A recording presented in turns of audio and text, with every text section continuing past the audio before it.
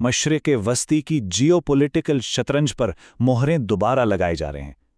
ताकत के जो पुराने मराकज़ थे वो कमज़ोर पड़ रहे हैं और कुछ नए खिलाड़ी मैदान में आ रहे हैं।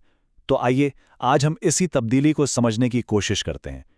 तो ये एक बहुत ही अहम बयान है जो इस पूरे तज्ज़िये की बुनियाद है। ये दावा किया जा रहा है कि खित्ते का पूरा मंजरनामा ईरान को मजबूत बना रहा है। ये एक बहुत बड़ा दावा है। तो चलें देखते हैं कि आखिर वो कौन से अवामिल हैं जो इस तब्दीली को हवा दे रहे हैं। तो हो ये रहा है कि जो मौजूदा सूरत हाल है वो एक अजीम खेल की शक्ल इख्तियार कर गई है। एक ऐसा खेल जहां रिवायती ताकतें जो दहाइयों से इस खित्ते पर असरअंदाज थीं अब लड़खड़ा रही हैं और नए खिलाड़ी बहुत जुर्रतमंदाना चालें चल रहे हैं। इस नए खेल में जो सबसे बड़ा खिलाड़ी उभर कर सामने आ रहा है वो है ईरान। अब हम ये देखते हैं कि ईरान इस बदलते हुए मंजरनामे का फ़ायदा उठाकर अपनी पोजीशन को कैसे मजबूत कर रहा है। अच्छा, अब जो बात वाकई दिलचस्प है वो ये है कि ईरान सिर्फ एक नहीं बल्कि कई महाजों पर आगे बढ़ रहा है, माशी भी और स्ट्रेटेजिक भी। इसकी करेंसी मुस्तकिम हो रही है, डॉलर का असर कम हो रहा है और इसका तेल ज़्यादा आज़ादी से आलमी मंडियों में पहुंच रहा है। यहाँ तक कि आबनाए हॉर्मुज़ जैसे अहम तिजारती रास्ते पर भी इसका कंट्रोल बढ़ रहा है। ये सब चीज़ें इसके बढ़ते हुए कद की तरफ इशारा करती हैं।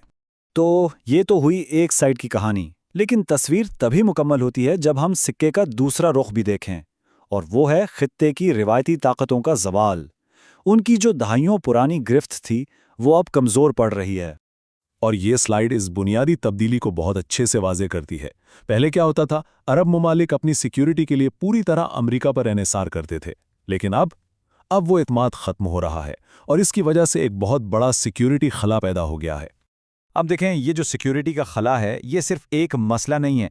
जहां खला होता है वहां इसे पुर करने वाले भी आ जाते हैं, और यही वो मौका है जो पाकिस्तान और तुर्की जैसे ममालिक की दिफाई सनतों को नज़र आ रहा है कि वो इस खला को पुर करें। लेकिन स्ट्रेटेजिक चालों और ताकत के इस खेल में एक बहुत ही अहम और अफसोसनाक पहलू भी है, और वो है इसकी इंसानी कीमत। आइए अब इस ताकत की कशमकश के इन अलमनाक नताइज पर भी एक नज़र डालते हैं। देखें, होता यह है कि जब ताकत का तवाज़ुन बदलता है तो उसका असर आम इंसानों पर पड़ता है। एक तरफ तो कुछ ताकतें मजबूत हो रही होती हैं, तो दूसरी तरफ आम लोग इसकी सबसे भारी, सबसे हतमी कीमत चुका रहे होते हैं। इस खेल में जीतने वालों और हारने वालों के दरमियान फ़र्क बहुत वाज़ेह है। और इसकी सबसे ज़्यादा तकलीफ़देह मिसालें हमें कहाँ नज़र आती हैं? लेबनान और फ़लस्तीन में। लेबनान, जो कभी तौसी पसंदी के सामने एक दीवार था, आज उसे मुनज़्ज़म तरीके से तोड़ा जा रहा है। लाखों लोग बेघर हो चुके हैं, और सबसे बढ़कर फ़लस्तीनी अवाम, जिनके नाम पर यह सब कुछ हो रहा है, उन्हें सिवाय मुसीबतों के कुछ नहीं मिला। और यही तो सबसे बड़ी और तल्ख़ सितम ज़रीफ़ी है कि ये सारा तनाज़ा, ये सारी जंग फ़लस्तीन के नाम पर लड़ी जा रही है, लेकिन ख़ुद मज़लूम फ़लस्तीनी अवाम के हाथ कुछ नहीं आया।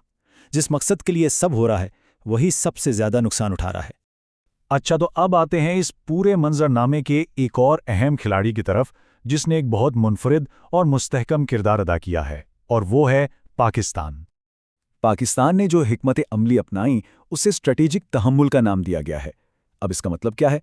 इसका मतलब ये नहीं कि आप कुछ कर ही नहीं रहे, बल्कि इसका मतलब है कि आप बहुत सोच समझकर, दानिशमंदी से, ताकत के इस्तेमाल से गुरेज कर रहे हैं ताकि हालात मज़ीद ख़राब ना हों और एक बड़ा बहरान टल जाए। और इस हिकमत अमली का नतीजा क्या निकला?